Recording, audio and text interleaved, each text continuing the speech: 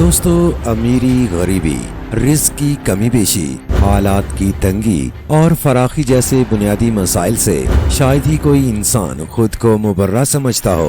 भला कौन नहीं चाहता कि वो अमीर भी हो, हालात हमेशा उसके हक में हो, दूर दूर तक तंगी का नामो निशान तक न हो, चार चार बीवियां और बेटों की फौज हो, मालो जर के अंबार लगे हों, हमेशा सेहत और तंदुरुस्ती और ना खत्म होने वाली जिंदगी, खुशियां ही खुशियां हो और कोई गम न हो। लेकिन इसके बरक्स हकायक कुछ और ही हैं। हम देखते हैं कि इंसान गरीब हो या अमीर, जिंदगी के तमाम तर मसाइल, उलझने दोनों किस्म के इंसानों को दरपेश रहती हैं। जबकि एक गरीब आदमी ये समझता है कि अमीर और सरवतमंद लोग शायद उससे ज्यादा बेहतर और पुरसुकून जिंदगी बसर कर रहे हैं, और इस चीज को लेकर मुआशरे का गरीब तबका एहसास कमतरी का शिकार रहता है। तो आइए देखते हैं कि खालिक़े कायनात की ये तकसीम किस मसलहत की बुनियाद पर है। क्यों लोगों को अमीर गरीब, रिज़्क़ की कमी बेशी जैसे मसाइल जैसी आजमाइशों से दो चार होना पड़ता है। सूरह शूरा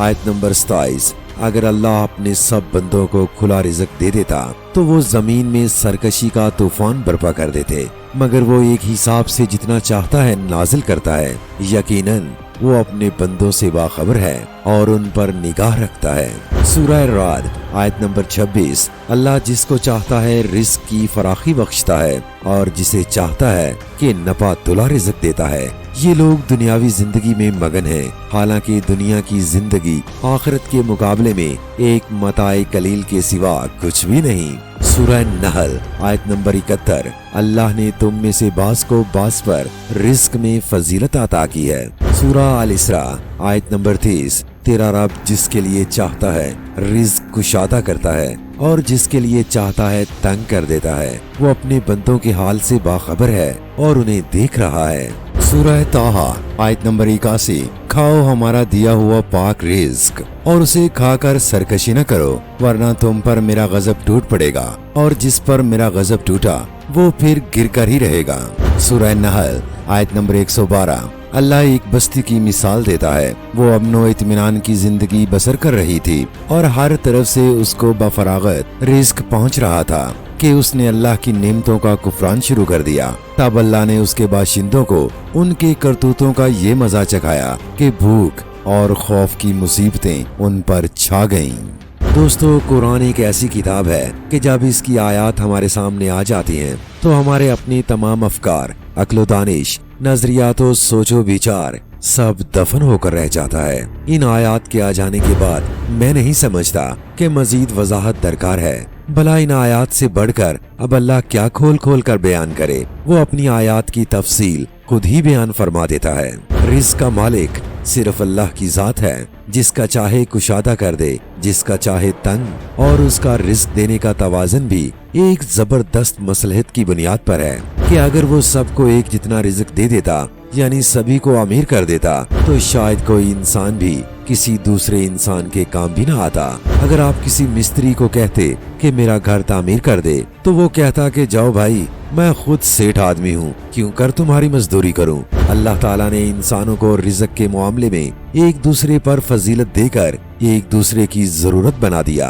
मजीद उसने ये भी बता दिया कि सरकशी और उसकी अता करदा नेमतों का कुफरान या इनकार करने से अल्लाह इंसानों पर भूख और खौफ की मुसीबतें सजा के तौर पर नाजिल फरमाता है। दोस्तों, कहीं ये हमारे मुल्क पाकिस्तान की बात तो नहीं हो रही। आइए अब देखते हैं कि अल्लाह इंसान के रिज़्क़ में इजाफा कैसे करते हैं। सूरह हज आयत नंबर 50। फिर जो ईमान लाएंगे और नेक अमल करेंगे उनके लिए मगफिरत है और इज्जत का रिज़्क़।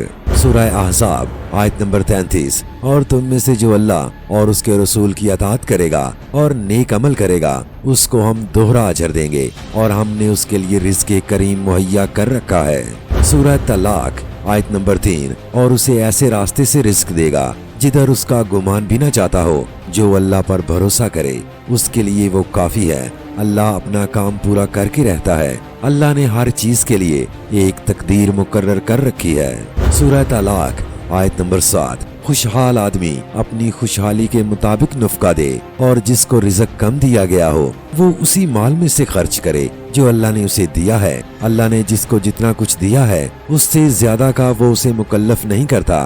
बैद नहीं कि अल्लाह तंग दस्ती के बाद फराख दस्ती भी अता फरमा दे।